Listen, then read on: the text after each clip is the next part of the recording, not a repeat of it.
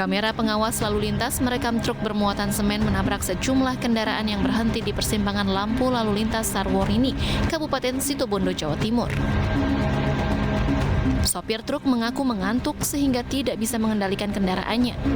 Akibatnya menabrak 2 sepeda motor dan 1 minibus. Dampak kecelakaan ini, 1 korban meninggal dunia yang merupakan pengendara kendaraan roda 2, sedangkan lainnya selamat. Sama-sama berhenti di perempatan lampu merah karena pas kebetulan waktu itu lampu merahnya lagi, lampu tapenya lagi pas kebetulan merah yang dari arah barat. Untuk korban 1. Sementara pengakuan sopir setelah tadi kami sempat interogasi karena dia ngantuk. Satlantas Polres Situbondo terus melakukan pemeriksaan terhadap sopir truk. Petugas mengimbau agar sopir untuk tidak berkendara dalam keadaan mengantuk.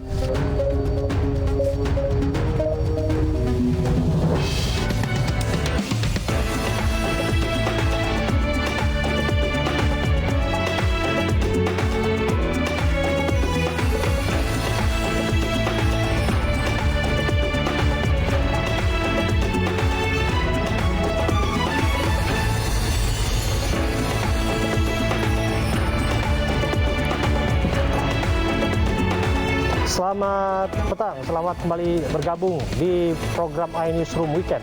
Kali ini bersama saya Abraham Silaban. Mirsa, langsung saja kita ke informasi mengenai truk bermuatan semen yang menabrak sejumlah kendaraan tadi dan kecelakaan maut terjadi di bahu Jalan Pakat, Dolok Sanggul, Sumatera Utara. 6 orang tewas dalam kecelakaan setelah minibus menabrak tumpukan batu besar.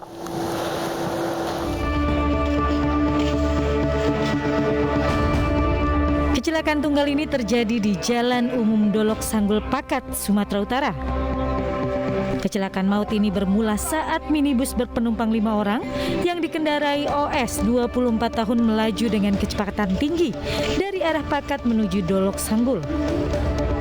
Diduga hilang kendali, mobil menabrak tumpukan batu besar yang berada di bahu jalan hingga membuat mobil terguling. Tak sampai di situ, mobil kemudian menabrak bagian belakang truk gas LPG yang terparkir di depannya. Akibatnya seluruh penumpang dan sopir mobil tewas di tempat kejadian. Hasil sementara dari penyelidikan kami sedang olah TKP, mobil ini dengan kecepatan tinggi akibat lalai dan kurang konsentrasi hingga mobil ini oleng lari ke kiri, menabrak gundukan batu dan terlempar menabrak mobil yang parkir di depan rumah. Itu mobil diesel mengangkat tabung gas LPG kosong. Polisi masih mengumpulkan data dan melakukan pemeriksaan terhadap saksi-saksi. Pihaknya juga masih menunggu pemeriksaan di Telantas Polda Sumut. Sidang lanjutan kasus kecelakaan yang menewaskan korban yang merupakan artis Vanessa Angel dan suaminya kembali digelar. Kuasa hukum menilai faktor alam menjadi penyebab terjadinya kecelakaan maut tersebut.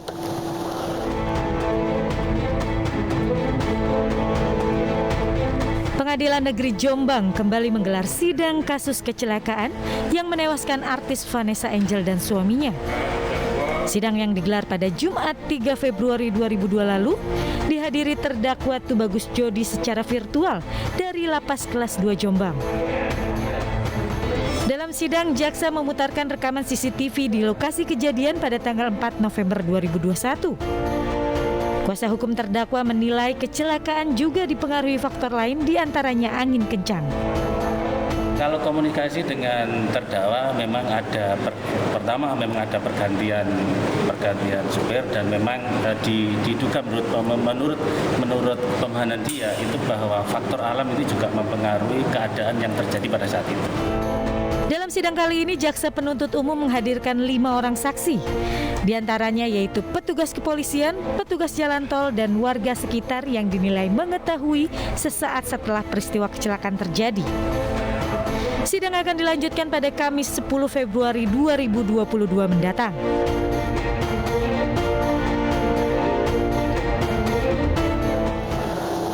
Demi konten di media sosial, 3 orang anak-anak melempari mobil yang melintas di tol Trans Sumatera. Polisi memanggil orang tua ketiga anak tersebut dan kini dalam pemeriksaan orang tuanya.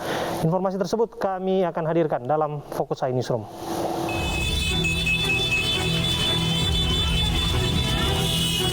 Kobaran api menghanguskan satu rumah berlantai 2 dan kios di Jalan Cawang Baru, Cipinang, Cempedak, Jatinegara. Api juga menyambar kabel listrik di depan rumah sehingga beberapa kali timbulkan ledakan. 9 unit mobil pemadam kebakaran dikerahkan untuk padamkan api yang terus membesar. Diduga kebakaran akibat korsleting arus pendek listrik di rumah yang terbakar.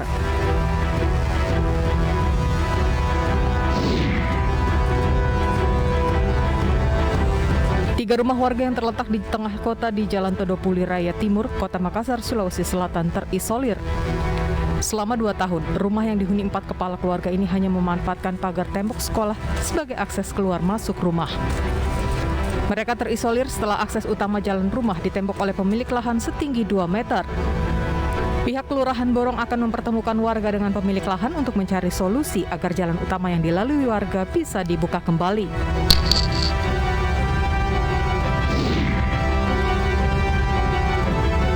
Petugas pemadam kebakaran dan penyelamatan Kota Palangkaraya, Kalimantan Tengah mengevakuasi seekor anjing peliharaan warga yang terjatuh dari atap rumah ke toilet rumah tetangganya. Karena penghuni tengah keluar kota, petugas harus naik dan membongkar atap toilet yang terbuat dari plastik. Lebih dari 1 jam, anjing peliharaan tersebut berhasil diselamatkan dan diserahkan kembali kepada pemiliknya. Kita siap. Bruno. Dapat musibah di tol. Kaca mobil yang melintas di tol Pematang Panggang Kayu Agung, tol Trans Sumatera, diketapel oleh orang tidak dikenal. Polisi pun langsung mencari pelaku dan berhasil menangkap 3 orang anak-anak di Kabupaten Ogan Komering Ilir, Sumatera Selatan. Ketiganya mengaku melempari mobil yang melintas untuk konten yang akan diunggah di akun media sosialnya. Polisi meminta orang tua agar mengawasi perilaku anaknya agar tidak berbuat di luar kewajaran hanya untuk konten di media sosial.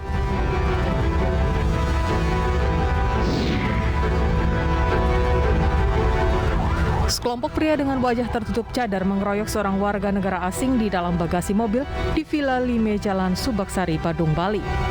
Saat mengeroyok, komplotan ini mengaku sebagai polisi Interpol. Polisi berhasil menangkap 2 warga asing berinisial AT, warga Rusia, dan ID, warga Ukraina. Sementara 1 orang lainnya berinisial VK, warga Ukraina, masih buron. Pengeroyokan bermula saat korban meminta sepeda motor yang disewa salah seorang pelaku. Namun sepeda motor tersebut hilang.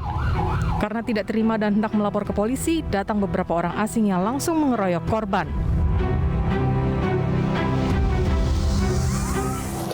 Nyanyian api panas Cipinang terkait adanya jual beli sel menghebohkan publik. Sementara itu, Kepala Lapas Kelas 1 Cipinang membantah adanya tuduhan tersebut.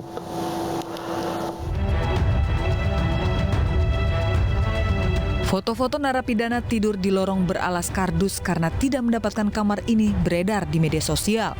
Selain foto-foto, sebelumnya juga tersebar informasi bahwa narapidana harus membayar alas kardus sebesar Rp30.000 per minggunya. Namun hal tersebut dibantah oleh Kalapas Kelas 1 Cipinang Tony Nainggolan. Pihaknya mengaku telah melakukan pengecekan ke seluruh blok di dalam lapas dan tidak ditemukan narapidana yang ada di foto.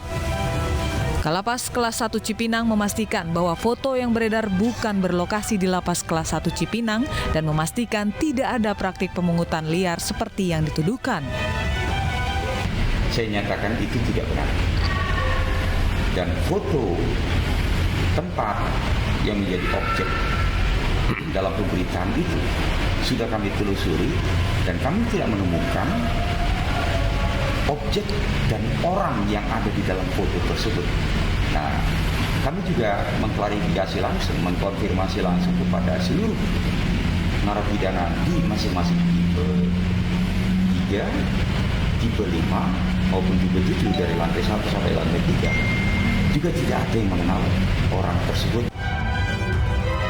Diketahui jumlah narapidana di dalam Lapas Kelas 1 Cipinang saat ini mencapai 3.206 orang. Hal ini membuat Lapas Kelas 1 Cipinang mengalami overload sebesar 300% dari jumlah kapasitas, yakni 880 orang.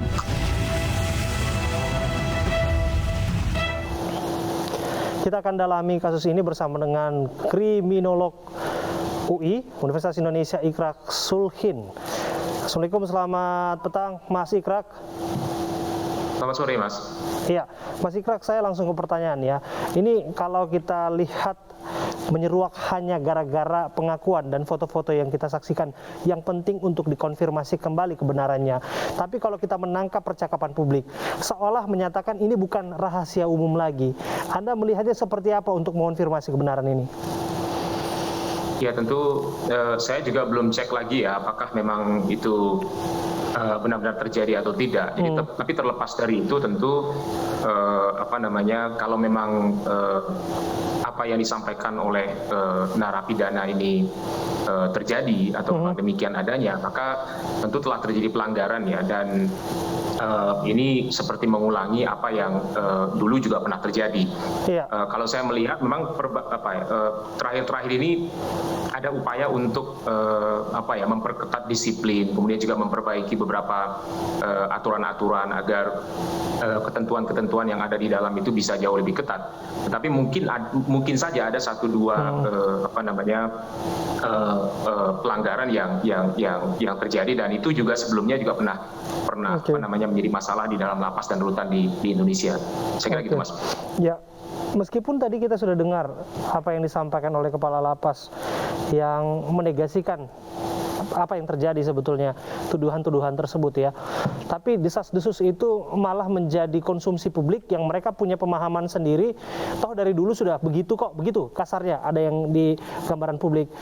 Kalau Anda melihat sampai ada tarif disebutkan 25 juta itu ya, apakah itu memang realistis tawaran-tawaran tersebut di dalam lapas?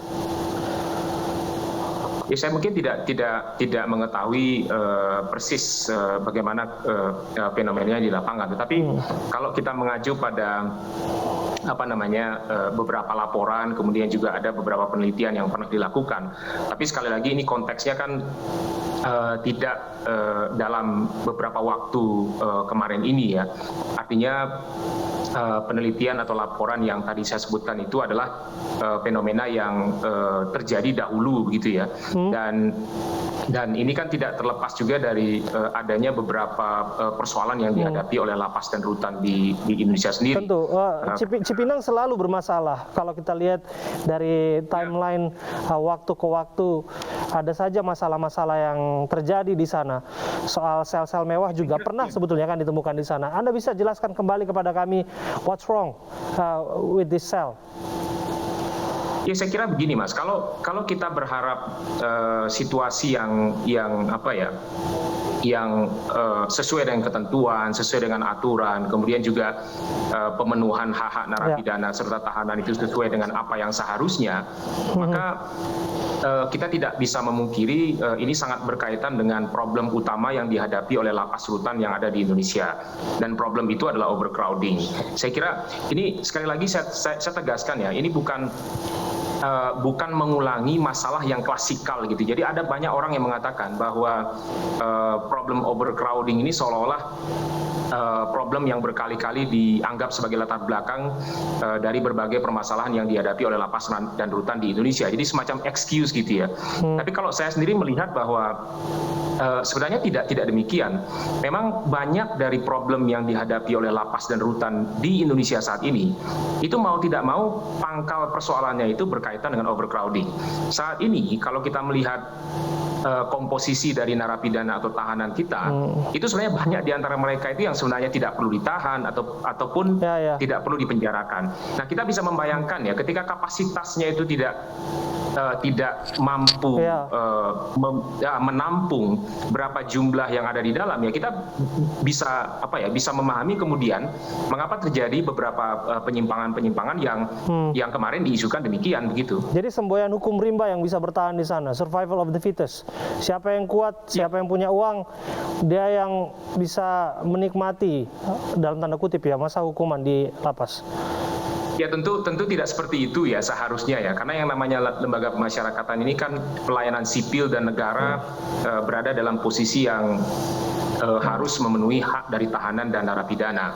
Tapi kalau kita bicara realita, berbagai studi memperlihatkan bahwa penjara itu kan sebuah masyarakat gitu ya. Penjara itu juga sebuah budaya yang mengembangkan mekanisme-mekanisme baik formal dan istilah penjara pun sudah lama kita tinggalkan dengan menjadi lembaga pemasyarakatan. Ya, betul. Tapi kan faktanya memang itu adalah penjara sebenarnya. Nah, kalau kita bicara masyarakat penjara, tentu ada yang visible, ada yang invisible. Nah, yang invisible ini yang kemudian memberi ruang bagi beberapa persoalan yang ya katakanlah kalau misalnya memang demikian faktanya, terjadinya transaksi-transaksi yang semestinya tidak terjadi dan itu bertentangan dengan aturan. Saya kira begitu, Mas. Baik, sayang sekali waktu kita terbatas. Terima kasih atas waktu Anda, Mas Ikrak, kriminolog dari Universitas Indonesia. Kita ke informasi berikutnya, pemirsa. Kasus COVID-19 di Pemalang, Jawa Tengah kembali meningkat. Polisi masang stiker isolasi mandiri di rumah warga yang terinfeksi.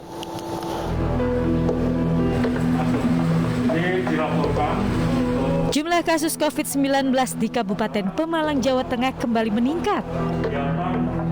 Untuk mengantisipasi penyebaran virus corona varian Omikron, warga diharapkan tetap waspada dan membatasi tamu. Sebagai pengingat, Babim Kaptibnas Polres Pemalang bersama Satgas COVID-19 memasang stiker di rumah warga yang tengah menjalani isolasi mandiri.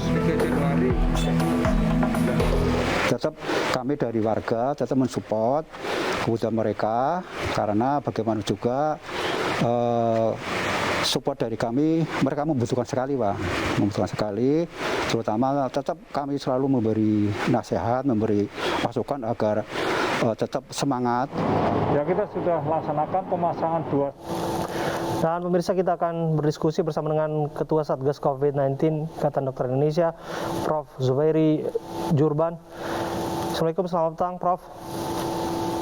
Waalaikumsalam warahmatullahi wabarakatuh. Selamat sore. Ya, semoga sehat-sehat terus, Prof. Ya, ini pertanyaan yang harus saya tanyakan karena nampaknya memang keadaannya semakin serius karena eskalasi kasusnya ini terus kita perhatikan dan terjadi di khususnya ibu kota. Bagaimana penanganannya sejauh ini, Prof?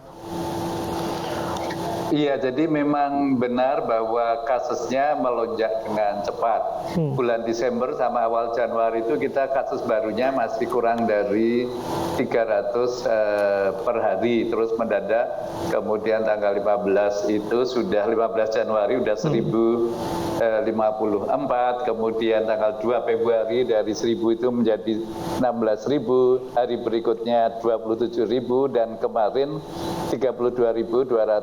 Jadi memang ada lonjakan yang luar biasa dari kasus baru.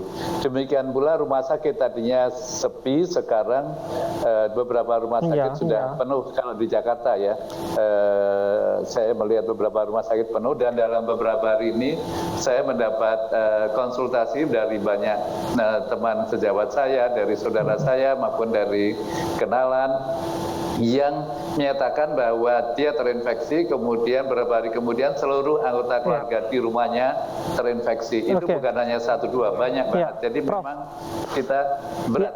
Haruskah rem mendadak yang beberapa kali istilah digunakan pemerintah daerah, khususnya di ibu kota, ini memang harus ditarik? Iya, jadi saya kira pemerintah telah juga mengalami berbagai kondisi ini tahun-tahun sebelumnya, dan yang lalu telah membuat kebijakan-kebijakan baru sesuai dengan pandemi, dan kita berhasil dengan baik. Saya yakin kan kemarin juga sudah ada perubahan mengenai kebijakan PPKM, jadi sudah jelas menyikapi kenaikan jumlah di lapangan ini. Nah, berikutnya tentu kita harus monitor juga, kalau memang mendadak makin naik ya, mungkin levelnya harus naik lagi, harus ke level 3 atau istilahnya ya kita tarik rem daruratnya. Ya, baik. Kita nantikan seperti apa kebijakan yang dilakukan oleh pemerintah daerah. Terima kasih waktu Anda sudah berbincang bersama kami, Prof. Zubairi. Sudah hadir di iNewsroom Weekend. Polisi hentikan kasus Arteria Dahlan karena dianggap punya imunitas sebagai anggota DPR. Kami hadirkan pembahasannya usai jeda. Tetaplah bersama kami.